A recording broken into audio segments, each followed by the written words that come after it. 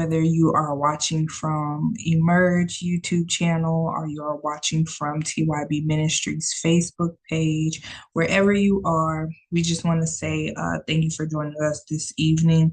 I just want to share something with you all that God was sharing with me personally, and I believe that it will be of help to someone. When you think about your everyday life and you think about things that may be taking place in your life right now, or things that you might be focusing on, or things that you might be trusting God for in your life, situations you're going through, whatever the case may be, we have to come to a place where we realize that it is solely our responsibility to live. That's what I want to talk about. It is our responsibility to live. If you have United Faith Christian Center on your YouTube or on your social media, you would know that last Sunday, Pastor VL Bryant gave a awesome lesson. I'll make sure that I write that in the description so you could go back and watch it. But in part of the lesson that he was talking about, it just sharpened even more what God was dealing with me with and what he was giving me as far as us having the responsibility to live. And if you read in Proverbs 13, verse 12 through 18, it reads, "There is a way which seemeth right unto a man, but the end thereof are the ways of death. Even in laughter, the heart is sorrowful, and the end of that mirth is heaviness. The backslider in heart shall be filled with his own ways, and a good man shall be satisfied from himself. The simple believeth every word, but the prudent man looketh well to his going.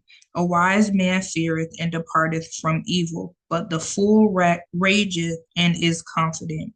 He that is soon angry dealeth foolishly, and a man of wicked devices is hated. The simple inherit folly, but the prudent are crowned with knowledge." Now, you might have just heard me read that and you're like, okay, I don't even know what that means. But I also would like to read that from the Message Bible because I think that's great to use in studying so that it kind of breaks it down even more for you. What Pastor V.L. Bryant was talking about was basically the decisions that we make and decisions that are made when it comes to the life that God has given us and what we do in our everyday life, how we choose to live. What I want us to really come to grasp with on tonight is that we really have the responsibility to live. We have the choice to say that we are going to live whole. We have the choice every day that God allows us to wake up to say, I'm going to have peace today. I'm going to have joy today. I won't let this situation take control of me. I won't let this person take control of me. No matter what the doctor said, I'm not going to let that define who I am or define my everyday life. So I just want us to really look at that on tonight and just be encouraged in that we have the responsibility to live. So wherever we are in life right now, whatever state that we're in, there are choices that we can make. There are things that we can do to be able to shift the state that we're in our lives. So if you look again, I'm going to read it in the Message Bible just to break it down. But Proverbs chapter 14, verse 12 through 18. So in the Message Bible, it says briefly, "There's a way of life that looks harmless enough. Look again, it leads straight to hell. Sure, those people appear to be having a good time, but all that laughter will end in heartbreak. A mean person gets paid back in meanness, a gracious person in grace. The gullible believe anything they're told, the prudent sift and weigh every word. The wise watch their steps and avoid evil. Fools are headstrong and reckless. The hot-headed do things they'll later regret. The cold-hearted get the cold shoulder. Foolish dreamers live in a world of illusion. Wise realists plant their feet on the ground." So when I read this and I was in my notes, I just wanted to break down that last verse, 18, that says, "The simple inherit folly, but the prudent are crowned with knowledge." If you look up the word folly, it means that you lack good sense. If you look up the word simple, it's just something that's just there, something that's just doing, something that just is. And so you as a person, if you are being simple in your everyday life, and if you are going about things in a folly manner, meaning you have a lack of good sense, you don't have knowledge, you don't know what you're doing, you're just going about every day just acting on things or just being a certain way with no real intention, that is foolishness. And then prudent, it says, but the prudent are crowned with knowledge. What does it mean to be prudent? Prudent means that you are acting with or showing care and thought for the future. So if I should be having thought for the future and the word is telling me that I need to think about the future, what does that mean? That means that God has a purpose and a plan for you. That means that God has something for you to do. If you're able to watch this video right now, that means that you have breath in your body, which means there is still a work for you to do. So you have to make sure that every decision that you make every day, that it is pro-life, that every decision that you make, that it is going to help aid in the future, that is going to pour into your future. Some people may be living and they might be in a state where they don't feel like they have a future. They might feel like their life is just coming to an end, that everything is going wrong, everything's out of whack, nothing is going right. I don't even know what I'm doing. My family's going crazy. This is happening. This relationship is going bad. Work is going bad. I'm not doing good in school. Whatever the case might be, God has given us life and life more abundantly. When we look in Genesis and we look at how God created every single thing on the earth, he did it with full intention. So the fact that you're here, whether you know God for yourself or not, whether you are saved or not, whether you have a relationship with God or not, you're here for a reason. You're not here just to take up air. No, you have a purpose. There's a reason why you're here. So I want to read in Genesis chapter 1, verse 26. It says, and God said, let us make man in our image after our likeness, and let them have dominion over the fish of the sea, and over the fowl of the air, and over the cattle, and over all the earth, and over every creeping thing that creepeth upon the earth. So God created man in his own image. In the image of God created he him, male and female created he them. And God blessed them, and God said unto them, be fruitful and multiply, and replenish the earth, and subdue it, and have dominion over the fish of the sea, and every fowl of the air, and over every living thing that moveth upon the earth.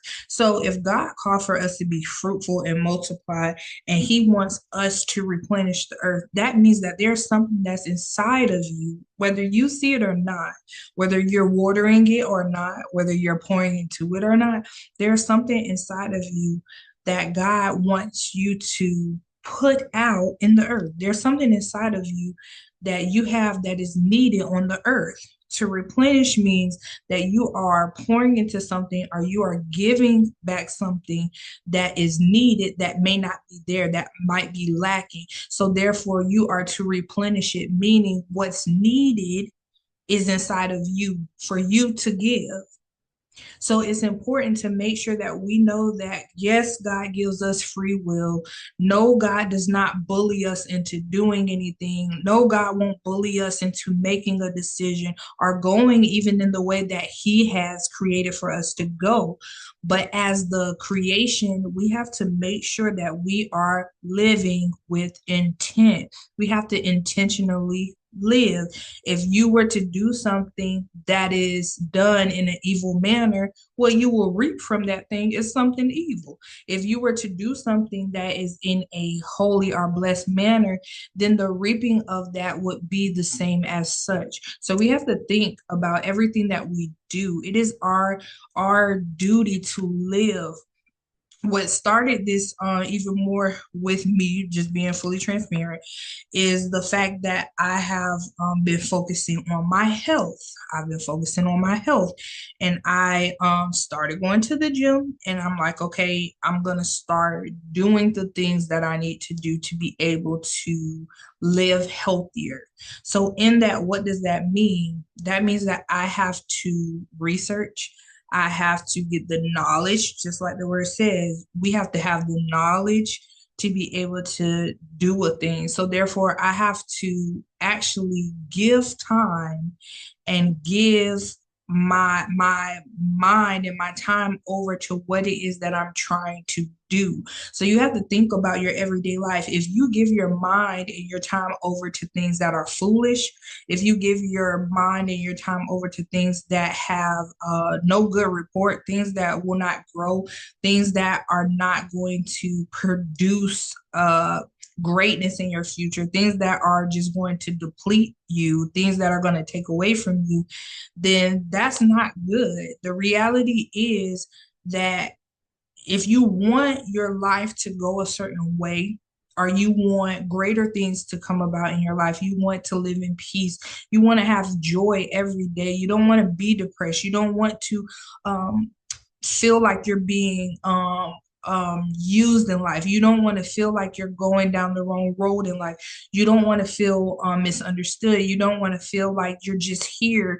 You don't want to feel anxiety. It's so many things that you could be going through. It's so many things that will try to every day pull away from the true peace and liberty that Christ has given you when he died for you. There's so many things that are going to come and try to pull away from that. So you have to make sure that you're guarding yourself. You have to make sure that you are putting about a hedge of protection over those things that God has given you, or over those things that you care about, those things that you value. You have to guard them. And in doing that, you have to make sure that you are saying no to every dead thing. And when I say no to every dead thing, I mean no to those things that would be contrary to what you set out in your heart for, those things that you want or desire that are good. You have to say no to those dead things. You have to be able to live. You have to be able to live. There's so much in life that will come to really try to cause you to think that you don't deserve to live, or you don't deserve to live a happy life. And that's a lie. You don't deserve to, and not happy life, a joyful life. I want to say a joyful life. There's so many things that'll try to come and pull away from that, but you have to make those decisions. If you want something, if you really, truly, truly want something, it's one thing to give a lot of lip service. And I've been there, I've done it, and I go every day to make sure that I don't do it. We're human. You've done it. But if you want to get to a point where you have results and you really want to lock in and you want to live and do those things that are of great produce in your life, that will cause a a shift in your life, and you will be able to live wholly, you have to make sure that you are setting the boundaries. Say no to those dead things, those things that will come and try to eat away at whatever good, fruitful thing you are producing. You have to say no to those things. If you know that you're in a state of life where you want to live in peace, if you have someone that you're connected to and every time you talk to them it's like draining, or you talk to them and you seem to be upset, or you talk to them and all they do is just speak negative things, they never have anything positive to say, they never have anything encouraging to say, you need to set the boundary. Choose to live because it's your responsibility. Guard yourself, and you need to know or ask God, okay, how do I deal with this person? Not saying you have to be mean, not saying you have to be ugly to them, not saying you have to be nasty or rude, but you say, okay, I see. I've analyzed, I've taken a step back. I look, I see that this person or this thing in my life is causing me to feel disrupted. It's causing me to feel anger, and it's taking me out of peace. So you have to set that boundary. And a lot of times we don't take the time enough to just stop and get to learn ourselves. How can you really know how you can live to the fullest if you don't really know yourself? You have to know what it is that you're here for. You have to know what it is that you're doing. You can't just go about life blindsided. And you have to make sure that what you're doing and how you're living is producing good fruit. The word says the wages of sin is death. You don't want to be going about life and just sinning. Some you may not even know that you are sinning. You could be going about life and you're just doing anything and whatever, and you're basically depleting yourself without knowledge because you have no clarity, you have no focus, and you have no true navigation as far as what you're doing in your everyday life. So you have to keep that in mind. You don't want to be living a dead life thinking that you are actually living fruitfully. So you want to make sure that you are looking at those things. You want to make sure that you're living to the fullest. If you say, okay, I'm not going to go out this day. Like, I'm not going to go out this weekend. I'm not going to go out. I'm not going to hang out with friends. I'm just going to stay in the house and I'm going to read a book. Like, I'm going to learn to be able to be with myself, be to myself, and enjoy that, and just grow in that. You have to say no when they call and they ask for you to come out, or they call, and not saying that it's a bad thing. If your friends call and invite you to go somewhere, or they say, hey, we're going to go do this, you want to come, are you coming? Tell them no. If you've chosen to do a thing, you have to do what it is to stay committed to that thing. You have to make sure that you are making moves and you are making decisions in your life that will cause you to live a whole life. It's up to you. It's really up to us. I thought about a situation that actually made me like upset, and it really bothered me. It was something that really bothered me. It really pulled on my emotions. And when I thought about it, because how many know, if you get angry, if you get upset, if you get sad, that pulls away from you. That drains you. That's something that will pull away from you, and it can totally affect your whole day, whole week. It can, some things have happened in people's lives that have affected them for years. So you have to think about those things. I remember I was upset, but me in my own heart, I didn't even want to be. Like, I just, simple as that, I did not want to be upset about it. And when I actually thought about it after a few hours, I'm like, wait, I don't have to be upset about this. I can make the decision to come to terms with it. This happened, okay, that happened, but what's my reaction? What am I going to do about it? Am I going to let it mess up my day? Am I going to let it cause me to be mean to others? Am I going to let it cause me to be upset or be nasty towards the person or towards that situation? No, I don't have to. And when I thought about it, that's why we have to make sure that we renew our mind. That's what the word tells us to do. There has to be a transforming, a renewal of your mind. And I believe that's so because our mind can easily play tricks on us. It's important to make sure that we don't go every day just on devices or just watching TV every day or just listening to the news every day. You have to be able to guard yourself, because when you feed yourself in your mind with so many different things, they can shape the way that you react, and they can shape the way that you go about your everyday life. You don't want to be in a state where you think because a certain thing happened, because I see on social media that other people react this way, or I've seen at work that other people reacted this way to the boss, or I see even in school that this gang of girls or this gang of boys, they act like this. So, okay, I have to put on that same persona. No, you have the decision to be able to live. You don't have to let that thing break you down and make you feel like you're in a state of overwhelmed disappointment or make you feel like you're in a state where you have to just come into agreement with the anger that you might feel due to that thing. You can feel it. We're humans. We have feelings, but you don't have to come into agreement with it. You don't have to stay in that state. You don't have to let things ruin you or take over your mind or your heart or your decisions or your day or your feelings. You do not. You have the power through Jesus Christ to make the decision to live in peace, to make the decision to say, hey, this happened. It is what it is. I'm not going to let it take control of me or my day. And guess what? You can say that. And in saying that, you can really do that. It's possible. You don't have to let things take control of you. You have the power to navigate your everyday life. You don't have to give yourself over to things.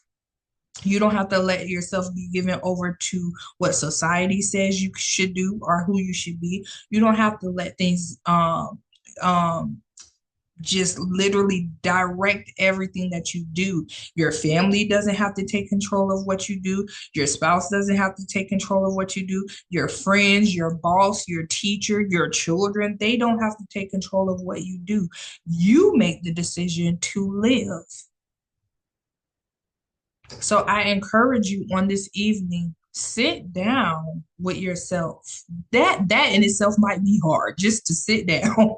And that alone lets us know that we really have to take a pause sometimes. Take a pause sometimes. Just like with Pastor Tanya, TYB Ministries, with the women, she encourages us all the time. Like we have many hats. As women, we wear many hats. And sometimes you just need to lay the hat down. So I encourage you to do that. Just lay those hats down. Take a moment. Take a moment. And even if there are any men watching, take a moment. Just be silent. Be silent and just allow yourself to do inventory of your life and see, okay, these things that are going on in my life, are they building up my life for my future? Or are they depleting me? Are they taking away from me? Are they causing me to have frustration throughout the day? Are they causing my weeks to go in a way that's really it's draining? You can literally stop and analyze that. And I think because we're so fashioned to just do this, do that, go about the day so fast, like we have to tackle so many things. I think that we can really be in a position where we think that it's not okay to just pause and stop and take a minute and breathe and analyze and do inventory, get to know ourselves, read our Bible, get to know God. We're so fast paced in the world, and it's not slowing down, but God wants you to just breathe, slow down, take a minute, look at your life. What are you doing? Where are you going? What's going on in your life? What needs to be changed? What could better your day to day? What is causing frustration or confusion in your day to day?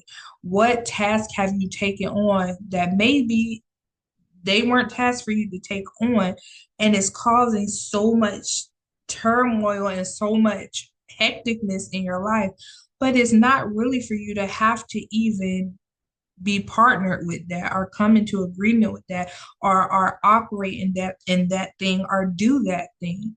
Some things we might get into that is not really for us to do, but guess what? That's okay. We live and we learn. We're living and we're learning. But in order to continue to learn, you have to live.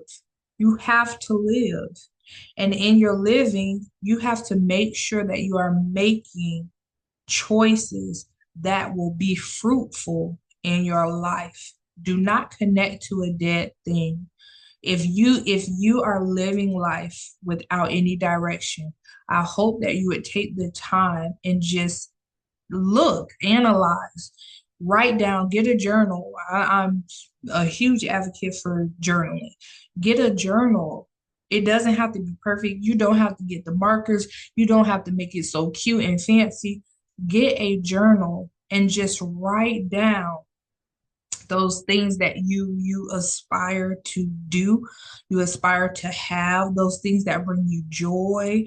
You have things that make you joyful for a reason. What are those things? Get to know what those things are. Okay, why do I feel so much joy when I do this? Why do I feel so much joy when I give back to others, when I do outreach, when I'm reading to kids, when I'm helping tutor, when I'm going to nursing homes, when I'm just talking with people, just encouraging people? Why do I feel so much joy with this? Okay, in my everyday life, how am I pouring into this? Think on those things. Okay? I hope that this encouraged someone, and I hope that you would spend the time to get to know yourself, definitely getting to know God so he can reveal who you are to yourself, and making sure that you are taking the time to live. We only have one life to live. Don't take the time that God has given you for granted. Don't take it lightly. Make sure the decisions that you are making are fruitful, that they are causing uh, even more joy and blessings to come into your life, and not just things that are causing stress, causing you to feel less than, or be in a state where you're just upset every day, or you're not happy, or you're not smiling. That is not the way that we are supposed to be living. So I pray that this encouraged you, and I pray that you get the strength to live. It is your responsibility to do so. So make sure that you are making those great decisions that will benefit you and that will help build a future for you in your life. God bless you and have a blessed evening.